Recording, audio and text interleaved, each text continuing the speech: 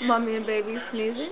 Where snow is mixed with freezing drizzle and freezing rain. So fairly serious situation, and the warnings are all in effect west of the city, south of the city, up the western edge of Lake Manitoba. I may have time to throw that in there toward the end of the show again and show you where those warnings are. All right, so Hey, all Dimitri. snow by tomorrow morning. As a matter of fact, could see 3 or 4 centimeters Hey, in my the boy. southeast corner of the province and off toward the Kenora region. Here in Winnipeg, probably 1 to 2 centimeters. Really leaning more toward the 1. That was what we saw, I'd say. And A smile for mommy.